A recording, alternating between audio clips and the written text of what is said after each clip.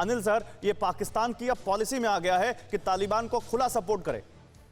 नहीं, देखिए, तालिबान के बारे में और पाकिस्तान दोनों एक ही हैं। इसमें आप ये ना सोचें कि अलग अलग हैं, क्योंकि पाकिस्तान जब जैसे वहाँ हमारे दोस्त पाकिस्तान से भी बोल रहे थे कि 1990 और 1980 की बात करें, तो तालिबान का जो बेसिकली जन्म है वो पाकिस्तान से हुआ, उन्होंने किया, आज भी सस्टेनेंस वही है। दोनों तरफ वो बसे हुए हैं। भले ही एक तबका तालिबान, तहरीक तालिबान पाकिस्तान जो है वो सरकार की खिलाफत करता है, लेकिन हक्कानी नेटवर्क हो या तालिबान के, और उसका सबसे बड़ा फायदा पाकिस्तान ने ये उठाया है, देखिए, तालिबान की प्रॉक्सिमिटी का, कि उसने तीनों सुपर पावर्स, चाहे वो अमेरिका हो, रशिया हो या चाइना हो, उन तीनों के साथ में निगोशिएशन करने में उसको तालिबान एक बहुत बड़ा हैंडल है और उसको वो करता है। तो वो हमेशा और जो देखिए, चाहे स्ट्रेटजी रही हो, चाहे मीडिया स्ट्रेटजी है, सब चीज में ये वाजिब है। और सर, मैं अभी आपसे बात कर रहा था, देखिए, मैं जनरली कोशिश करता हूं कि जब मैं शो पे आऊं तो मैं जिस जिस देश की बात कर रहा हूं उन देशों के अखबार पढूं।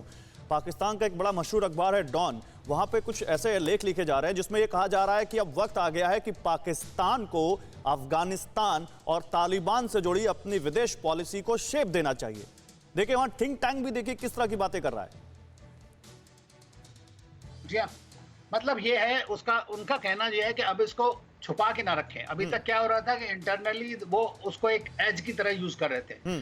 अब इसका मतलब है कि जैसे देखिए, चाइना, पाकिस्तान और अफगानिस्तान के थ्रू सेंट्रल एशिया, वो सारा जो है, तो अब नाउ वो फॉर्मुलेट करना चाहते हैं कि this is an instrument of our foreign policy, that means Afghanistan becomes a conduit for their foreign policy. लेकिन सवाल ये है कि फिर ये तो पूरी दुनिया को समझना चाहिए। खान साहब, क्या आप लोगों को ये डर नहीं कि आप तालिबान के साथ इतना खुलकर खड़े हैं, कल को जिस तरह से पूरी दुनिया ने तालिबान को कह दिया है, भारत ने भी कह दिया कि हम मान्यता नहीं देंगे, कल को आप भी एकदम उसी कैटेगरी में रखे जाएंगे जिस कैटेगरी में तालिबान रखा जा रहा है? आपको इसका कोई डर नहीं है? गौरे, बात सुनो, ये तालिबान कौन है? ये भी अफगानी लोग हैं, अफगानिस्तान के लोग हैं। इन्हीं से मुल्क छीना गया था, आपको याद है, 20 साल पहले, और कहा गया था कि स्टोन एज में फेंक देंगे। और मैं आफरीन है मुसलमान पे, मैं वही फिर कहता हूँ कि अफगान जितने तालिबान है ये अफगानिस्तान के लोग हैं। मेरी एक बात बताइए, आप सियासतदान हैं, आप सियासत करते हैं, आप पॉलिसीज भी बनाते होंगे।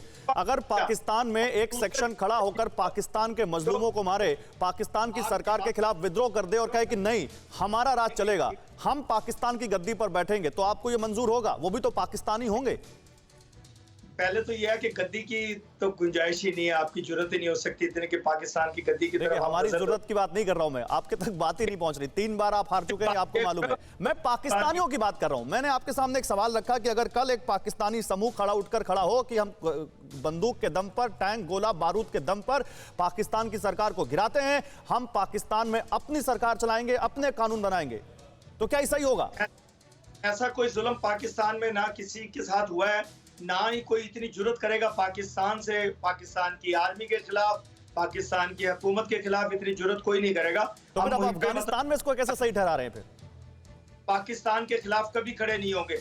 मैं बात कर रहा हूँ अफगानिस्तान की, आप अफगानिस्तान की बात कीजिए कि काबुल और जो भी ये मुल्क है, ये तालिबान की हुकूमत थी 20 साल पहले, आप याद कीजिए, इन्हीं से छीना गया था ये मुल्क। और उसको भी पाकिस्तान ने, सऊदी अरब ने और यूएई ने, तीनों लोगों ने मान्यता दी थी। चौथा कोई मान्यता देने नहीं आया था पूरी दुनिया में, और सबसे आखिरी में पाकिस्तान में ही वो अपनी मान्यता विड्रॉ भी की थी।